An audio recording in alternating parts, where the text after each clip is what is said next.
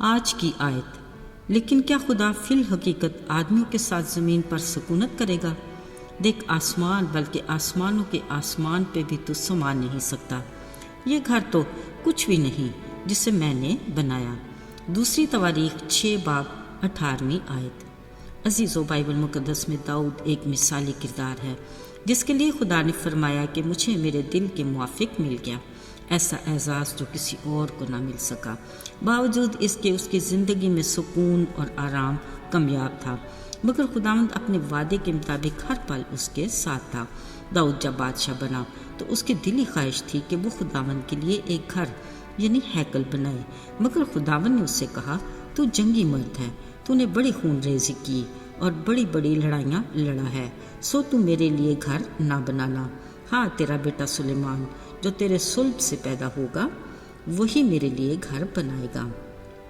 وہ مرد صلح ہوگا اور میں اس کی بادشاہت کے دوران چاروں طرف ملک میں امن اور سلامتی رکھوں گا، اور اسرائیل میں اس کا تخت ابد تک قائم رہے گا۔ اگرچہ داؤد کے لیے اپنی اس خواہش کا پورا نہ ہونا خوش کن تو نہ تھا، مگر اس نے ہمیشہ خداوند کی مرضی کو ترجیح دی۔ عزیزو، کلام میں لکھا ہے کہ اس نے اپنے شوق سے مرنے سے پہلے ہیکل کے لیے خوب تیاری کر کے اپنے دل کو تسکین دی۔ جب خدا کے ارادے اور پلان سے داؤد کا بیٹا سلیمان تخت پر بیٹھا تو اس نے جوش و خروش کے ساتھ ہیکل کا کام شروع کرایا اور ایک سے ایک بڑھ کر ماہر کاریگروں کو کام پر لگایا۔ عزیز سلیمان بادشاہ نے اپنے باپ داؤد بادشاہ کی ہدایت کے مطابق ایک عظیم الشان ہیکل کی تعمیر کی۔ جب یہ سب کام اختتام کو پہنچا تو سلیمان نے اپنے باپ دادا کی مقدس کی ہوئی چیزیں یعنی سونے اور چاندی اور سب ظروف کو خدا کے گھر کے خزانہ میں رکھ دیا۔ پھر کاہنوں نے نرسنگے پھونکے اور گانے والوں نے خداوند کی حمد و شکر گزاری کے لیے اپنی آواز بلند کی اور موسیقی کے سب سازوں کے ساتھ خداوند کی ستائش کرتے کہا، وہ بھلا ہے اور اس کی رحمت ابدی ہے۔ سو خداوند کا گھر ابر سے بھر گیا اور اس کے جلال سے معمور ہو گیا۔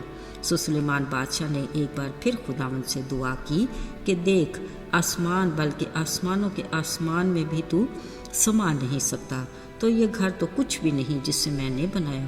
تو ابھی آئے خداوند میرے خدا، اپنے بندہ کی دعا اور مناجات کا لحاظ کر کے اس فریاد اور دعا کو سن لینا جو تیرا کوئی بندہ تیرے حضور کرے۔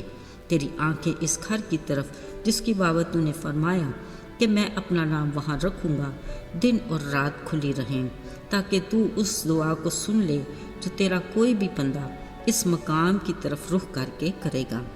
عزیزو، سلیمان بادشاہ نے بڑے کھلے دل سے یہ بھی کہا کہ اگر کوئی پردیسی بھی تیرے گھر کی طرف رخ کر کے دعا کرے تو آسمان پر سے جو تیری سکونت کا ہے سن لینا اور اس کی فریاد کے مطابق کرنا، تاکہ زمین کے سب قومیں تجھے پہچانے۔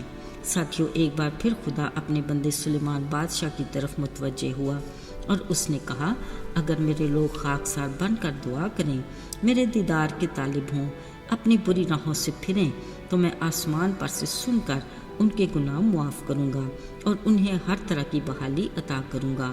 جو بھی دعا اس گھر کی جائے گی، میری آنکھیں کھلی اور میرے کان لگے رہیں گے، کیونکہ میں نے اس گھر کو مقدس کر دیا ہے۔ میرا نام سدا یہاں رہے گا اور میری آنکھیں اور میرا دل برابر یہیں لگے رہیں گے۔ میرے عزیزو، خدا کے گھر کے بارے میں سلیمان بادشاہ کی دعا اور خدا کے جواب کا ہر لفظ غور طلب اور نہایت اہمیت کا حامل ہے۔ خدا کا گھر دعا کا گھر ہے، پاک اور مقدس مقام جہاں خدا اپنے کہنے کے مطابق سکونت کرتا ہے۔ کلام مقدس میں خداوند کے گھر کے لیے آداب موجود ہیں جس کے بارے میں آگاہی اور عمل درآمد بے حد ضروری ہے۔ داؤد نبی کہتا ہے، میں خوش ہوتا ہوں جب میں خداوند کے گھر میں چاہتا ہوں میں خوشی سے خداوند کی عبادت کروں۔ زبور نویس نے دوسروں کو بھی تلقین کی اور کہا، شکر گزاری کرتے ہوئے اس کے پھاٹکوں میں اور حمد کرتے ہوئے اس کی بارگاہوں میں داخل ہو، اور یہ کہ جب تو اس کے گھر میں داخل ہو تو سنجیدگی سے قدم رکھ۔ عزیزو، یاد رہے، ہمیں رسماً نہیں پورے دل سے گاتے ہوئے اس کے حضور حاضر ہونا ہے۔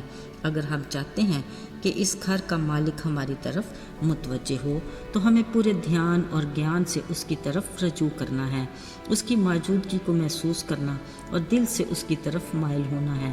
یاد رہے اس کے گھر کی عظمت اور فضیلت اس قدر ہے کہ اس طرف رخ کر کے دعا کرنے والے کی بھی وہ سنتا ہے۔